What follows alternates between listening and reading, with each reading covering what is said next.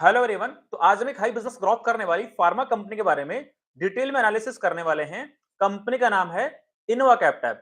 Detail में analysis करने के लिए इस पूरे डिस्कशन को मैं 5 से 6 पार्ट में ब्रेक करूंगा। फर्स्ट हम लोग ये जानने की कोशिश करेंगे ये कंपनी किस तरह का कामकाज करती है, किस तरह का बिजनेस करती है, टोटल रेवेन्यू के अंदर कौन कौन से वर्टिकल यहाँ पे रेवेन्यू का कंट्रीब्यूशन करते हैं एंड वर्टिकल वाइज यहाँ पे रेवेन्यू किस तरह से कंट्रीब्यूट होता है। देन इस कंपनी की मैनेजमेंट ने FY 26 के लिए अपने बिजनेस को किस तरह से ग्रोथ करने का गाइडेंस दिया था। देन एक्चुअल में FY 26 के अंदर यहाँ पे बिजनेस की किस तरह से डिलीवरी हुई है, मतलब जो गाइडेंस था मैनेजमेंट का, क्या उसको अंडर अचीव किया है या फिर उसको ओवर अचीव किया है। देन इसके बाद में जो मैनेजमेंट की तरफ से Q4 के रिजल्ट के बाद में जो कॉन कॉल हुई थी, उस कॉन कॉल के क्या क्या मेजर हाईलाइट्स हैं उनको डिस्कस करेंगे। देन कंपनी के मैनेजमेंट ने FY 27 के लिए अपने बिजनेस को किस तरह से ग्रोथ करने का गाइडेंस दिया है, उसके बारे में डिस्कस करेंगे। देन इस कंपनी का एक बार हम लोग वैल्यूएशन एनालिसिस करके यहाँ पे ये देखने की कोशिश करेंगे कि यहाँ पे किस तरह की डील बनती हुई नजर आ रही है। एंड लास्टली इस बिजनेस से कौन कौन से रिस्क यहाँ पे एसोसिएटेड हैं उनके बारे में डिस्कशन करेंगे, ताकि हम लोग यहाँ पे एक अच्छे से इन्फॉर्म्ड अच्छे से डिसीजन मेकिंग यहाँ पे कर सकें। तो ठीक है, फर्स्ट पार्ट पिक करते हैं कि कंपनी का बिजनेस मॉडल क्या है, किस तरह का कामकाज करती है। तो इस कंपनी के दो बिजनेस मॉडल है। फर्स्ट इनका बिजनेस मॉडल है सीडीएमओ वाला बिजनेस, कॉन्ट्रैक्ट ड्रग मैन्युफैक्चरिंग वाला बिजनेस इनका है। सेकंड इनका वर्टिकल है कि खुद के ही ये ब्रांडेड जेनरिक यहाँ पे सेल आउट करते हैं। जो इनका टोटल बिजनेस होता है वो डोमेस्टिकली इंडिया के अंदर भी करते हैं एंड इनका आउट ऑफ इंडिया मतलब एक्सपोर्ट वाला सेगमेंट भी है। इनका जो डोमेस्टिक बिजनेस है वो टोटल रेवेन्यू का लगभग 70% कंट्रीब्यूट करता है एंड जो एक्सपोर्ट बिजनेस है वो लगभग यहाँ पे 30% के आसपास में कंट्रीब्यूट करता है। एंड स्पेसिफिकली यदि हम लोग यूएसए की बात करें तो यूएसए से इनका जो रेवेन्यू आता है वो टोटल रेवेन्यू का लगभग 5% उससे कम ही यहाँ पे कंट्रीब्यूट करता है। मतलब जो यूएसए वाला जो ट्रम्प का टैरिफ होता है उस वाले रिस्क से ये वाली कंपनी थोड़ी यहाँ पे दूर बचती हुई नजर आ रही है, राइट। ये हमने काइंड ऑफ बेसिकली जानने की कोशिश करी है कि कंपनी के कितने यू कैन से वर्टिकल हैं, रेवेन्यू वर्टिकल हैं एंड यहाँ पे डोमेस्टिकली कितना बिजनेस होता है और इंटरनेशनली यहाँ पे कितना बिजनेस होता है। एंड साथ में ये कंपनी लगभग 60 प्लस कंट्रीज में अपना यू कैन से मेडिसिन यहाँ पे एक्सपोर्ट करती है। तो जो कंपनी सीडीएमओ वाला बिजनेस करती है तो इस कंपनी के बहुत सारे क्लाइंट्स है, लगभग 350 से ज्यादा इस कंपनी के क्लाइंट्स है। उनके लिए like you can say medicine बनाती है, सिरप्स बनाती है, टेबलेट्स बनाती है, इंजेक्शन बनाती है। मतलब उन यू कैन से ओईएम जो कंपनी का ब्रांड लोगो लगेगा, लेट्स से सन फार्मा ने इनोवा कैप्टैब को ऑर्डर दिया उस मेडिसिन मैन्युफैक्चर करने के लिए। तो यहाँ पे you can say let's say आपका जो इनोवा कैप्टैब है सन फार्मा के लिए मेडिसिन मैन्युफैक्चर करके सन फार्मा का यू कैन से टैगिंग करके सन फार्मा को दे देगी। अब सन फार्मा के जो भी डिस्ट्रीब्यूटर्स हैं उसके थ्रू जो उनका ब्रांडिंग मार्केटिंग चैनल है उसके द्वारा मेडिसिन यहाँ पे and you can say customer तक पहुंच जाएगी। तो यू कैन से लगभग इसका जो टोटल रेवेन्यू होता है उसमें से सीडीएमओ वाला वर्टिकल लगभग 70% रेवेन्यू कंट्रीब्यूट करता है। मतलब कॉन्ट्रैक्ट ड्रग मैन्युफैक्चरिंग का जो काम है वो टोटल रेवेन्यू का लगभग 70% कंट्रीब्यूट करता है। एंड साथ में जो इनका ब्रांडेड जेनरिक मेडिसिन वाला है, जो डोमेस्टिकली बिजनेस भी होता है और इंटरनेशनल बिजनेस भी होता है, वो पूरे रेवेन्यू का लगभग 30% के आसपास में रेवेन्यू कंट्रीब्यूट करता है। तो काइंड ऑफ हमने ये जानने की कोशिश करी कि डोमेस्टिक कंट्रीब्यूशन कितना है, एक्सपोर्ट सेगमेंट का कंट्रीब्यूशन कितना है एंड साथ में ही बिजनेस के वर्टिकल वाइज लाइक सीडीएमओ का टोटल रेवेन्यू के अंदर कितना परसेंट कंट्रीब्यूशन है एंड साथ में ही जो इनका branded drug you can say branded जो जेनरिक मेडिसिन है उसका कितना यहाँ पे you can say revenue contribution है, राइट। अब एक बार ये जानने की कोशिश करते हैं कि कंपनी के मैनेजमेंट ने FY 26 के लिए अपने बिजनेस को किस तरह से ग्रोथ करने का गाइडेंस दिया था। तो आप लोगों को याद होगा जब इस कंपनी का आईपीओ आया था दिसंबर 2023 के अंदर, तो इस कंपनी ने लगभग 550 करोड़ रुपए रेज करे थे। उसमें से 300 करोड़ रुपए इन लोगों ने फ्रेश इश्यू किया था। 300 करोड़ रुपए कंपनी के बिजनेस के लिए इन लोगों ने रेज किए थे। उससे इन लोगों ने एक नया फैसिलिटी अपना यू कैन से बैठाया था जम्मू के अंदर। जम्मू वाला प्लांट इन लोगों ने बैठाया था। उसके पहले इनके पास दो प्लांट थे, एक आपका बद्दी में, एक आपका आई थिंक देहरादून के अंदर। तो जो आईपीओ से इन लोगों ने प्रोसीड मिला था उससे इन लोगों ने नया प्लांट बैठाया था जम्मू वाला। तो मैनेजमेंट का कहना था कि हमारा जो जम्मू वाला प्लांट है वो FY 26 के शुरुआत में ऑपरेशनल हो चुका था। मतलब आई थिंक FY 25 के Q4 से ऑपरेशनल प्लांट यहाँ पे स्टार्ट हो गया था, ऑपरेशनली कमर्शियल ऑपरेशन करना स्टार्ट कर दिया था। तो मैनेजमेंट का गाइडेंस था कि हमारा नया प्लांट आ गया है, हम यहाँ पे अच्छा खासा हमारा बिजनेस यहाँ पे ग्रोथ करके दिखाएंगे next you can say upcoming years के अंदर। तो मैनेजमेंट का बहुत सिंपल टारगेट था कि हम लोग हर एक 3 से 4 साल के अंदर हमारे रेवेन्यू को डबल करना चाहते हैं। तो 3 से 4 साल का मैं कंसीडर करूँ तो उनका जो रेवेन्यू ग्रोथ का जो सीएजीआर रेट आता है लगभग यू कैन से 22-23% के आसपास आप कंसीडर कर सकते हो। एक रेंज ले लें 20 से 22% के आसपास में you can say business growth करने का गाइडेंस था मैनेजमेंट की तरफ से। अब देखते हैं कि FY 26 के अंदर इनकी एक्चुअल डिलीवरी किस तरह से हुई है। तो कंपनी की तरफ से जो इन्वेस्टर प्रेजेंटेशन आई है उसको एक बार मैं यहाँ पे स्क्रीन पे प्रेजेंट कर देता हूँ। तो एक बार हम लोग डिटेल में अच्छे से समझ पाएंगे कि जो मैनेजमेंट का गाइडेंस दिया था उसको यहाँ पे कितना अचीव किया गया है या फिर उसको ओवर अचीव किया गया है। तो एक बार मैं इन्वेस्टर प्रेजेंटेशन को यहाँ पे प्रेजेंट कर देता हूँ स्क्रीन पे, तो एक बार बेटर हमें क्लैरिटी मिल जाएगी इस कंपनी के बिजनेस ग्रोथ के अराउंड, राइट। तो आई थिंक स्क्रीन यहाँ पे दिखाई पड़ रही होगी। इन्वेस्टर प्रेजेंटेशन जो कंपनी ने शेयर करी है। तो फर्स्टली बात कर लेते हैं क्वार्टर 4 एफआई 26 के बारे में बात कर लेते हैं। तो यहाँ पे जो इनका रेवेन्यू ग्रोथ किया है वाई ऑन वाई, यदि अदर इनकम को ऐड कर देता हूं तो लगभग 41% के आसपास ग्रोथ किया है।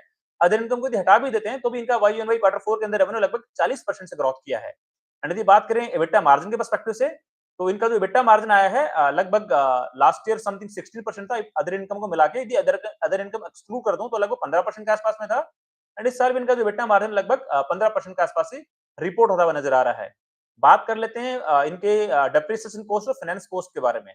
तो इस कंपनी का आप ये देखो, लाइक क्वार्टर 4 एफआई 25 में ऑपरेशनलाइजेशन स्टार्ट हुआ था इनके जम्मू प्लांट का, तो उस टाइम पे इनका डेप्रिसिएशन कॉस्ट बढ़ गया था। तो वो भी लगभग 10 करोड़ के आसपास का था, और इस साल क्वार्टर 4 के अंदर इनका जो डेप्रिसिएशन कॉस्ट लगभग 11.5 करोड़ रुपए के आसपास का आया है। बात करें फाइनेंस कॉस्ट के बारे में, इंटरेस्ट कॉस्ट के बारे में, तो यहाँ पे लगभग डबल हो गई है।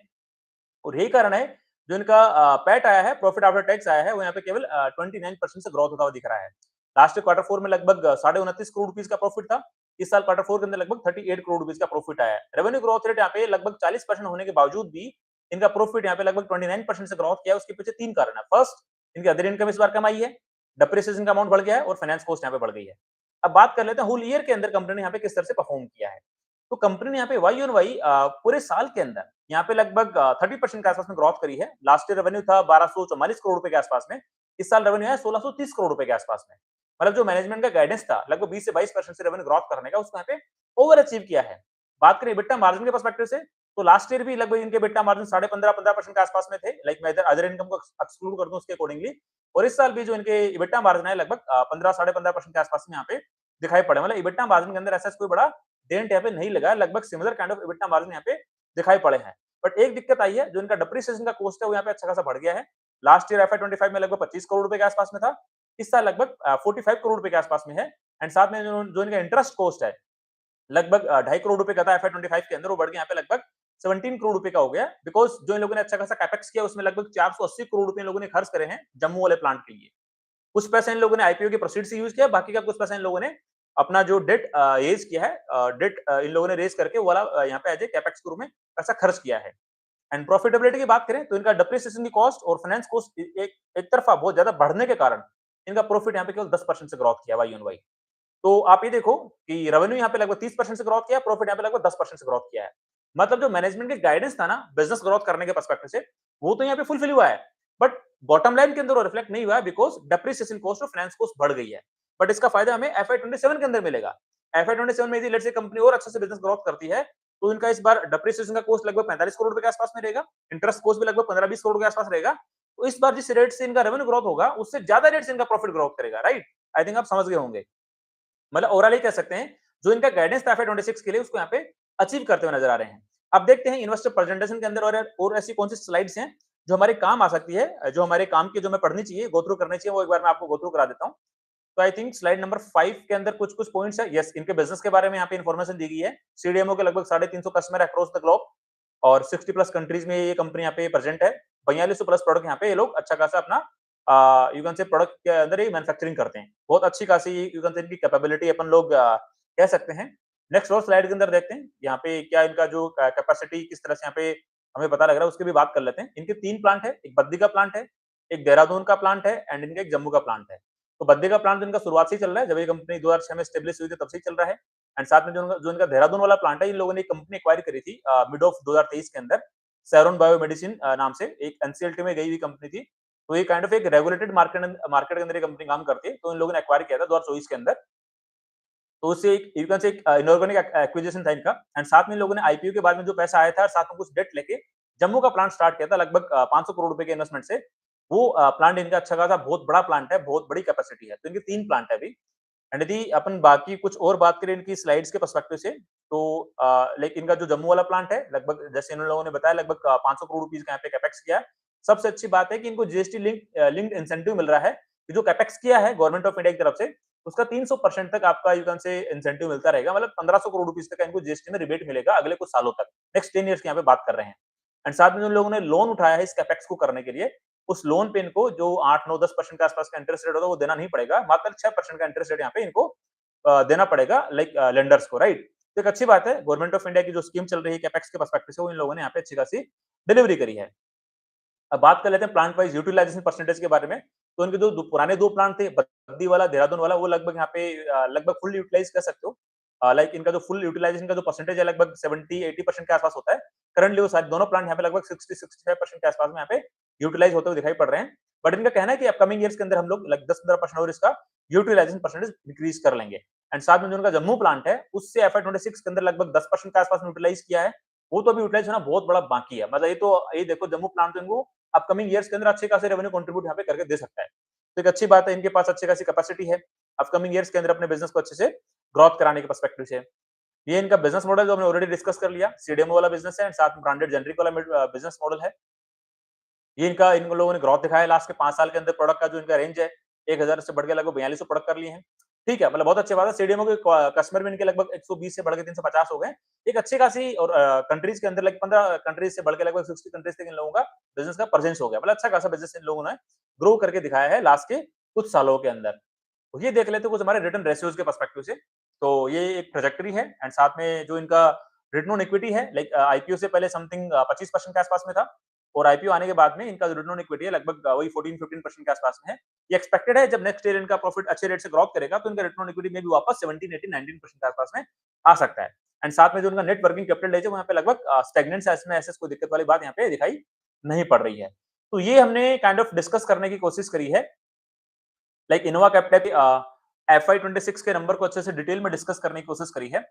अब एक बार देखते हैं कि जो कॉनकॉल हुई है मैनेजमेंट की तरफ से क्वार्टर 4 के रिजल्ट के बाद में, उस कॉनकॉल के अंदर मैनेजमेंट ने यहाँ पे अपना किस तरह का कमेंट्री दिया है, कॉनकॉल के मेजर हाइलाइट्स क्या हैं, उनको बात कर लेते हैं।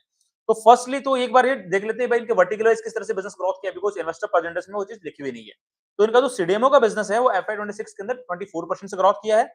इनका जो ब्रांडेड जेनरिक का वर्टिकल है वो यहाँ पे एफआई 26 के अंदर 51% से ग्रोथ किया है। एंड साथ में क्वार्टर 4 के अंदर तो इनका सीडीएमओ बिजनेस 41% से ग्रोथ किया है एंड ब्रांडेड जेनरिक का बिजनेस इनका 46% से ग्रोथ किया है। मतलब क्वार्टर 4 के अंदर इनका सीडीएमओ का बिजनेस अच्छे ज्यादा रेट से ग्रोथ किया है। और यदि इनका ब्रांडेड जेनरिक जो बिजनेस है उसको यदि थोड़ा डिस्ट्रीब्यूट कर दें डोमेस्टिक एक्सपोर्ट वाला, तो वही डोमेस्टिक 70% बिजनेस है, एक्सपोर्ट से इनका लगभग 30% के आसपास इनका बिजनेस कंट्रीब्यूशन हुआ है एफआई 26 के अंदर। बाकी बात कर लेते हैं, लाइक इनसे मैनेजमेंट से पूछा गया कि लाइक जो वेस्ट एशिया में वॉर हुआ है उससे आपके बिजनेस पे क्या इंपैक्ट पड़ा है। तो मैनेजमेंट का कहना है कि ऐसा कोई बड़ा इंपैक्ट नहीं पड़ा है। जो कुछ रॉ मटेरियल के प्राइसेस यहाँ पे इन्फ्लेट हुए थे तो हमने हमारे कस्टमर को पास ऑन कर दिए हैं। तो हम लोगों ने हमारे बिट्टा मार्जिन जो बनते हैं 15-16% के आसपास में उसको यहाँ पे सेफली प्ले किया है। जी अच्छी बात है। अब इनसे पूछा गया जम्मू फैसिलिटी के ऊपर, वो बहुत बड़ा यू कैन से कॉनकॉल का सबसे मेजर हाईलाइट था।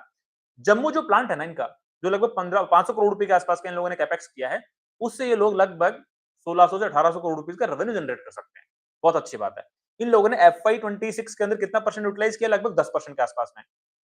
लगभग 250-300 करोड़ रुपीस के आसपास में इन लोगों ने मे बी रेवेन्यू बनाया होगा। तो आप ये देखो जब ये प्लांट अच्छा खासा यूटिलाइज ये लोग करेंगे, लाइक 70% तक यूटिलाइज करेंगे तो इन लोगों को लगभग 1600 से 1800 करोड़ रुपीस का रेवेन्यू अचीव कर सकते हैं। मतलब जो एफआई 26 का रेवेन्यू है उतना रेवेन्यू इनका केवल इनका जम्मू प्लांट कर सकता है। तो इनके पास एक अच्छा खासा इमेंस स्कोप बन गया है अगले कुछ सालों तक, 2-3 सालों तक अच्छे से अपने बिजनेस ग्रोथ को डिलीवर करने का। तो एंड साथ में इनका ये भी कहना है कि लाइक एफआई 26 के अंदर लाइक हमारा जो जम्मू प्लांट है लगभग 10% हमने यूटिलाइज किया कैपेसिटी को, तो हमारा इबिट्टा ब्रेक इवन हुआ है। इबिट्टा लॉस में नहीं हुआ है, इबिट्टा ब्रेक इवन हुआ है। और अगले साल में जब इसका हमारा यूटिलाइजेशन बढ़ेगा तो हमारे ओवरऑल इबिट्टा मार्जिन में अच्छा खासा कंट्रीब्यूशन आएगा, बिकॉज जम्मू प्लांट का इबिट्टा मार्जिन इसका ब्रेक इवन से और ऊपर चला जाएगा। तो जैसे ब्रेक इवन से और ऊपर जाएगा इबिट्टा, तो डेफिनेटली ओवरऑल इबिट्टा मार्जिन के अंदर अच्छा खासा कंट्रीब्यूशन आएगा। बिकॉज इनका जो यदि जम्मू प्लांट को एक्सक्लूड कर दें तो इनका इबिट्टा मार्जिन बनता है 18% के आसपास में। और यदि जम्मू प्लांट को ऐड कर दें तो इनका एफआई 26 का इबिट्टा मार्जिन है 15% के आसपास में। तो एफआई 27 में जैसे जम्मू प्लांट का यूटिलाइजेशन बढ़ेगा तो इनका इबिट्टा मार्जिन बढ़ जाएगा, 16 से 16% भी हो सकता है, 16.5% भी हो सकता है, 17% भी हो सकता है। लेट्स सी वो तो किस तरह से ये टर्न आउट होती है और किस तरह से डिलीवरी यहाँ पे होती है, वो तो एक बार डिलीवरी होने के बाद ही में पता लग पाएगा। एंड साथ में इनकी जो सब्सिडरी है जिन इन लोगों ने जो एक्वायर करी थी 2023 के अंदर सेरन बायोमेडिसिन वाली, इससे लोग रेगुलेटेड मार्केट के अंदर बिजनेस करते हैं। रेगुलेटेड मार्केट मतलब यूएसए यूरोप वाला सेगमेंट जो आता है बिजनेस का, इनका इस वाली सब्सिडरी से आता है। कि कभी लेट्स से कोई कंप्लायंस का इश्यू रेड फ्लैग रेज हो तो वो उस एक सब्सिडरी पे रेज हो, पूरी कंपनी पे नहीं हो। तो इन लोगों ने बहुत ही सेफ प्ले किया अपने बिजनेस के अराउंड। 70% तो इनका वैसे डोमेस्टिक बिजनेस है, 30% आपका एक्सपोर्ट वाला है। टोटल रेवेन्यू का यूएसए वाला सेगमेंट 5% कंट्रीब्यूट करता है। तो ऐसे इनका रिस्क मिटिगेशन के पर्सपेक्टिव से देखें तो मेरे को काफी सही यहाँ पे दिखाई पड़ता है बाकी फार्मा कंपनीज के पर्सपेक्टिव से, राइट, जो जिनका एक्सपोर्ट में ज्यादा कंट्रीब्यूशन है। साथ में इन लोगों ने लाइक इनका जो बद्दी प्लांट है उसके बगल में इन लोगों ने एक लैंड पार्सल खरीदा है 20 करोड़ रुपए का, उसको यूटिलाइज करेंगे, एक नया कैपेक्स ये लोग करने वाले हैं। मतलब जम्मू प्लांट है वो अभी पूरा यूटिलाइज नहीं हुआ है, बट आगे की प्लानिंग पहले ही कर रहे हैं, बहुत अच्छी बात है। मतलब ये चीजें दिखाती है कि लॉन्ग टर्म एक कंपनी किस तरह से 4 से 5 साल तक एक अच्छी सस्टेनेबल ग्रोथ कर सकती है अराउंड 25% के आसपास में। तो 170 करोड़ रुपीस का कैपेक्स करने वाले हैं एफआई 27 एफआई 28 के अंदर में भी एफआई 28 में वो प्लांट ऑपरेशनल हो सकता है। रेवेन्यू पोटेंशियल कितना नए वाले प्लांट का, जो बद्दी वाले प्लांट के बगल में जो नया प्लांट आ रहा है, इन लोगों ने जो लैंड पार्सल लिया है, लगभग 500 करोड़ रुपीस का रेवेन्यू पोटेंशियल है उस प्लांट का। मतलब अभी तक जो इनके प्लांट टोटल उनसे जो रेवेन्यू पोटेंशियल इनका जो बन रहा है, समथिंग समथिंग 3500 करोड़ रुपए से 4000 करोड़ रुपए का पोटेंशियल बन रहा है ये नया वाला प्लांट आने के बाद में। मतलब जो करंट इनका रेवेन्यू एफआई 26 का लगभग 1600 करोड़ रुपए के आसपास का, उसमें अभी 2.5x का पोटेंशियल और ऐड हो जाएगा अगले 1.5 साल के अंदर। तो मतलब यदि कंपनी लेट से 24% से भी ग्रोथ करती है तो next around around 4 to 5 years के लिए इनके पास एनफ पोटेंशियल है कैपेसिटी के पर्सपेक्टिव से अपने बिजनेस को डिलीवर करने का। अब बात करते हैं एक चीज सबसे इंपॉर्टेंट मैं आपसे बात करने वाला हूं, जो मैंने आपको पहले भी बताया होगा रिजल्ट डिस्कशन के अंदर। यार एफआई 26 के अंदर इनका डिप्रिसिएशन का कॉस्ट बहुत गया है, लगभग 45 करोड़ रुपए के आसपास का गया, बहुत तगड़ा जंप है एफआई 25 के कंपैरिजन में। अब इनका एफआई और मैनेजमेंट ने बताया कि एफआई 27 के अंदर हमारा जो डिप्रिसिएशन रहेगा वो 45 करोड़ रुपए के आसपास में रहेगा। मतलब इनको अच्छा खासा यू कैन से अपना जिस रेट से इनका रेवेन्यू ग्रोथ रेट होगा उससे ज्यादा रेट से उसका इनका प्रॉफिट का ग्रोथ रेट होगा। ये चीज आपको समझ में आ गई होगी। अब देखते हैं मैनेजमेंट ने क्या गाइडेंस दिया है एफआई 27 के लिए। तो मैनेजमेंट का कहना है कि हमारा वही सिंपल गाइडेंस है, हम हर किसी 3 से 4 साल के अंदर हमारा रेवेन्यू टॉप लाइन डबल करना चाहते हैं। वही रेवेन्यू की गाइडेंस लगभग 20-22 23% के आसपास में। ऑल्दो एफआई 26 के अंदर भी 20-22% का ही गाइडेंस था, बट डिलीवरी 30% से करी है। तो ठीक है, अपन ओवर ज्यादा ज्यादा उम्मीद नहीं लगाएंगे, जो 20-22% के आसपास का गाइडेंस है उसको ही रखते हैं ना यार। मतलब ठीक है, ज्यादा उम्मीद लगाना फिर कम डिलीवरी हो तो फिर दुख होता है। एंड साथ में बेटा मार्जिन की गाइडेंस वही है कि लाइक हमारा मे बी 100 बेसिस पॉइंट के आसपास में बेटा मार्जिन इंप्रूव हो सकता है, मे बी 16%, सवा 16%, 16.5% के आसपास का इनका बेटा मार्जिन हो सकता है एफआई 27 का। अब इस कंपनी का एक बार वैल्यूएशन एनालिसिस करके ये देख लेते हैं किस तरह से यहाँ पे डील बन रही है। तो देखो इस कंपनी की जो करंट मार्केट कैप है लगभग 5400 5500 5600 करोड़ रुपए, लगभग you can say plus minus 100 200 crore, because जब वीडियो आप तक पहुंचता है तो मार्केट कैप 100 200 करोड़ से ऊपर नीचे हो जाती है, इसलिए बोल रहा हूँ। मोटा मोटी 5500 करोड़ रुपए के आसपास की लगभग मार्केट कैप हम इसको कंसिडर कर सकते हैं। एफआई 27 का रेवेन्यू कितना हो सकता है, तो यदि मैं 20-22% की रेवेन्यू ग्रोथ यहाँ पे टारगेट लूं, तो इनका जो 1630 करोड़ रुपए का रेवेन्यू है उसमें यदि 20-22% लेता हूं तो इनका रेवेन्यू में भी यू कैन से लगभग 1950 से 2000 करोड़ रुपए का रेवेन्यू बन सकता है एफआई 27 का। यदि मैं 16% का इबिट्टा मार्जिन लेता हूं तो इनका जो अप्रोक्सीमेटली इबिट्टा बनता है, एब्सोल्यूट इबिट्टा बनता है लगभग 310-320 करोड़ रुपए के आसपास में। अदर इनकम लगभग सिमिलरली ले लो 5 से 10 करोड़ रुपए की। एंड जो इनका इंटरेस्ट कॉस्ट है लगभग 15 से 20 करोड़ रुपए का। डेप्रिसिएशन की कॉस्ट है लगभग यू कैन से 45 से 50 करोड़ रुपए के आसपास में। तो मोटा-मोटा जो इनका इंटरेस्ट कॉस्ट है और जो डेप्रिसिएशन कॉस्ट है लगभग हो जाएगा 65 से 70 करोड़ रुपए के आसपास में, प्लस 60 से 70 करोड़ रुपए के आसपास में। एंड इनका जो अदर इनकम है वो लगभग 10 करोड़ रुपए के आसपास में, तो लगभग 50 करोड़ रुपए हमें रिड्यूस करने पड़ेंगे इबिट्टा में से प्रॉफिट बिफोर टैक्स तक पहुंचने के लिए। तो इनका जो पीबीटी बनता है, यदि मैं लगभग आपका 310-320 करोड़ रुपए में से लगभग 60 करोड़ रुपए घटाता हूं तो 250 करोड़ रुपए के आसपास में इनका पीबीटी बनता है। 250 करोड़ रुपए का मतलब प्लस माइनस 5-10 करोड़ रुपए वो कंसीडर कर लेना, ऐसा एग्जैक्ट कैलकुलेशन यहाँ पे नहीं बन के आती है। आपको पता हम लोग एक लमसम राउंड फिगर में डिस्कस करने की कोशिश करते हैं। तो एक्सपेक्टेड इनका पीबीटी बना समथिंग 250 260 करोड़ रुपए के आसपास में। अब यदि 25% का टैक्स स्लैब कर देता हूं तो इनका जो पैट बनेगा, प्रॉफिट आफ्टर टैक्स, वो बनेगा समथिंग समथिंग 190 करोड़ रुपए के आसपास में। तो अब आप एक देख लो यार, इस कंपनी का जो प्रॉफिट आया था एफआई 26 के अंदर कितना आया था, 140 करोड़ रुपए के आसपास में। एफआई 27 का एक्सपेक्टेड पैट कितना हो सकता है, 190 करोड़ रुपए के आसपास में। मतलब पैट के अंदर कितनी ग्रोथ यहाँ पे दिखाई पड़ रही है, लगभग लगभग आप देख लो ना 140 से 190 50 करोड़ रुपए का एक्स्ट्रा पैट आ रहा है। और समथिंग समथिंग 30 से 35 करोड़ 30 से 35% के आसपास में पैट में ग्रोथ दिखाई पड़ेगी यदि इनका रेवेन्यू 20 से 22% से ग्रोथ हुआ। मैं यहाँ पे 25-30% की रेवेन्यू ग्रोथ यहाँ पे अभी कंसिडर नहीं कर रहा, वो एक बार देखते हैं। तो अब देखो इनका हमारा अभी फॉरवर्ड पी रेशियो हम लोग कैलकुलेट करना चाहें 190 करोड़ रुपीस के पैट के अकॉर्डिंग, तो इनका फॉरवर्ड पी रेशियो आता है समथिंग समथिंग 27 से 28 के आसपास, बिकॉज मार्केट कैप 5400-5500 करोड़ रुपए की है। फॉरवर्ड पैट आपका 190 करोड़ रुपीस का है, तो फॉरवर्ड पी रेशियो आपका 26 27 28 के आसपास आ सकता है। बिजनेस की ग्रोथ रेट कितनी है, लगभग 20 से 22% के आसपास में। तो यदि फॉरवर्ड पैक रेशियो में निकालना चाहूं तो कितना आएगा, तो 26 के अंदर यदि मैं 22% की बिजनेस ग्रोथ का डिवाइड करता हूं तो मे बी 1.3 के आसपास का फॉरवर्ड पैक रेशियो आ रहा है, 1.3 1.3 1.4 के आसपास का फॉरवर्ड पैक रेशियो आ रहा है। तो फोर्थ पैकेज के पर्सपेक्टिव से यहाँ पे ऐसा कोई अट्रैक्टिव वैल्यूएशन यहाँ पे दिखाई नहीं पड़ रहा है अभी। यदि बिजनेस की ग्रोथ रेट 20 से 22% है, उस वाले केस की बात कर रहा हूँ। और यदि कंपनी ने अपने बिजनेस की ग्रोथ रेट लेट से सपोज करो एफआई 26 में जो ग्रोथ दिखाई है वो ग्रोथ रिपीट कर दी, लगभग 30% के आसपास की बिजनेस की ग्रोथ रेट, तो क्या होगा, यदि 30% की बिजनेस ग्रोथ करती है तो इनका फोर्थ पैक रेशियो लगभग 1 के आसपास निकल के आ जाता है, बिकॉज इनका जो पैट बनेगा समथिंग 220 करोड़ रुपए के आसपास का बन सकता है। फोर्थ पी रेशियो कितने का बनेगा, may be you can say 25 के 24-25 के आसपास का। और बिजनेस ग्रोथ 30% का मैं डिवाइड करूंगा तो 0.8 0.9 के आसपास का फॉरवर्ड पैग रेशियो आ जाएगा। तो मोटा-मोटी ये कंपनी थी, लेट्स सपोज करो 20% 22% से ग्रोथ करती है तो फॉरवर्ड पैग रेशियो 1.4 के आसपास, 25% से करती है तो फॉरवर्ड पैग रेशियो 1 के आसपास, और ये 30% से करती है तो फॉरवर्ड पैग रेशियो 0.8 के आसपास में। तो ये काइंड ऑफ रेंज है, क्योंकि बिकॉज़ मैनेजमेंट का कोई फिक्स गाइडेंस नहीं है। मैनेजमेंट एक सब्जेक्टिव लाइन देता है कि हम लोग हर एक 3 साढ़े 3 4 साल में हमारा धंधा डबल करना चाहते हैं। तो इन लोगों ने तो भाई एफआई 26 के अंदर तो 30% का धंधा जंप यहाँ पे कराया है, तो उम्मीद है मे बी ये लोग कर सकते हैं। एक कोई भी फिगर आ सकता है 20% से 30% के बीच का। तो मैंने तीनों यूज केस सिनेरियो आपको यहाँ पे बताने की कोशिश करी है, एक्सप्लेन करने की कोशिश करी है। अब एक्चुअली ये देखना पड़ेगा कि इनका बिजनेस किस तरह से ग्रोथ होता है एफआई 27 के अंदर, बिकॉज यदि 30% से हुआ तो बहुत ही अट्रैक्टिव फॉरवर्ड पैग रेशियो है। एक फार्मा बिजनेस, कंज्यूमर बिजनेस, जिसका domestic contribution more than around 70% के आसपास में है, एक्सपोर्ट केवल 30% के आसपास में, और एक्सपोर्ट जो 30% है उसमें से 5% केवल यूएसए से बिलोंग करता है, बाकी का 25% दूसरे कंट्रीज से है। तो ट्रंप के टर्म टैरिफ्स है उनसे तो यहाँ पे सेफ है कंपनी, बहुत सीधी सी बात है ना।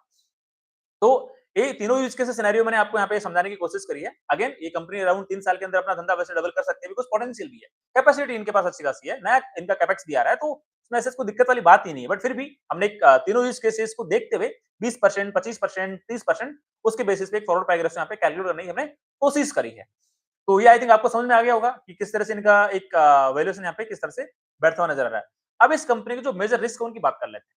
तो यार देखो, एज सच मेजर रिस्क की बताऊं, जो हमने पुराने जो बिजनेस डिस्कस करे थे, क्वालिटी फार्मा और साथ में आपका सेनोरिस फार्मा, उनके कंपैरिजन में मेरे को यहाँ पे बिजनेस के अंदर स्टेबिलिटी दिखाई पड़ती है, बिकॉज उनके मार्जिन 25% के आसपास, सेनोरिस फार्मा को तो 28% के आसपास में, वो मार्जिन मेरे को मतलब अंदर से पता नहीं, मतलब एक्सेप्टेंस नहीं आती यार। 28-30% के मार्जिन, हाँ ठीक है, उनका बिजनेस एक्सपोर्ट सेगमेंट से ज्यादा आता है, तो मार्जिन उनके बेटर है, अच्छी बात है। बट जो इनोवा कैप्टैब है उनके मार्जिन तो 15-16% के आसपास में। इसका मतलब जैसे जैसे इनोवा कैप्टैब का एक्सपोर्ट का सेगमेंट का रेवेन्यू बढ़ेगा, वैसे वैसे यहाँ पे भी मार्जिन एक्सपांशन होगा, सीधी सी बात है। तो मतलब उनका मार्जिन एक्सपांशन शायद ऑलरेडी हो चुका है, जबकि इनोवा कैप्टैब का मार्जिन एक्सपेंशन का पूरा स्कोप पड़ा हुआ है। जैसे जैसे एक्सपोर्ट का कंट्रीब्यूशन बढ़ेगा, वैसे वैसे इनका EBITDA मार्जिन एक्सपांशन दिखाई दे पड़ेगा। अभी मे बी 15-16% है, एक्सपोर्ट बढ़ेगा तो 16-17-18 तक पहुंचेगा, मे बी 20% तक पहुंचे। तो यहाँ पर तो immense you can say export का सेगमेंट बढ़ेगा तो यू कैन से अच्छा खासा EBITDA मार्जिन एक्सपांशन होगा, तो डेफिनेटली इनकी पैट की ग्रोथ फिर बहुत ज्यादा रेट से बढ़ेगी। आई थिंक आप वो बात को समझ रहे होंगे। बट स्टिल कुछ कुछ रिस्क है, एक दो रिस्क है, लाइक इनका जो ये इनका जो सरन फार्मा वाला जो दूसरा फैसिलिटी है देहरादून वाला, उस पे यूएसएफडी का कुछ भी like as a compliance red flag नहीं आना चाहिए, बिकॉज जो रेगुलेटेड मार्केट है यूरोपियन, जो EMA like European medical agency है या फिर जो यूएसएफडी है, उनके यहाँ पे कोई ऑब्लिगेशंस नहीं आना चाहिए। एक बेसिक रिस्क है जो हमने क्वालिटी फार्मा, सेनरस फार्मा में डिस्कस करी थी।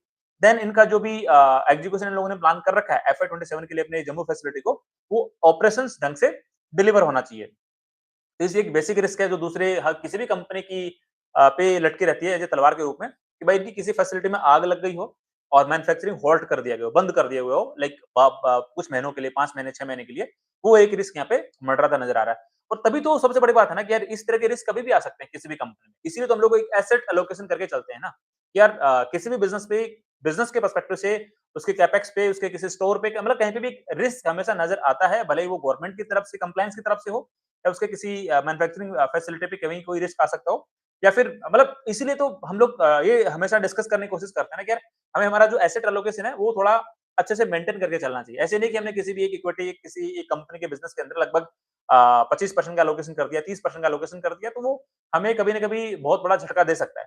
तो आई थिंक आपको बात समझ में आ गई होगी। तो ये हमने ओवरऑल इस कंपनी के बिजनेस को अच्छे से डिटेल में डिस्कस करने की कोशिश करी है, और मैंने मेरा एक पॉइंट ऑफ व्यू, मेरा एक पर्सपेक्टिव देने की कोशिश करी है इस बिजनेस से रिलेटेड। ये एसेट्स मेरी तरफ से कोई स्टॉक रिकमेंडेशन बिल्कुल भी नहीं है। आप लोग अपनी खुद की रिसर्च करना, खुद का एनालिसिस करना, एंड जो आपके इन्वेस्टमेंट एडवाइजर हैं उनसे डिस्कस करके डिसाइड करना कि आपको इस कंपनी को अपनी वॉच लिस्ट का पार्ट बनाना है या फिर पार्ट नहीं बनाना है। बिकॉज मैं बारी बारी से आप लोगों को कहता रहता हूँ, I am not a SEBI registered research analyst, I am not a SEBI registered investment adviser, so I am not authorised to give any stock recommendation. मेरा हमेशा केवल इतना ही इंटेंट होता है कि मैं आप लोगों को इतना सिखा दूं, इतना समझा दूं, ताकि आप लोग भी as a independent growth investor बन के अपना अच्छे से एसेट एलोकेशन करते हुए, अपने रिस्क को मैनेज करते हुए, अपने पोर्टफोलियो के डिसीजन इंडिपेंडेंटली खुद से ले सको।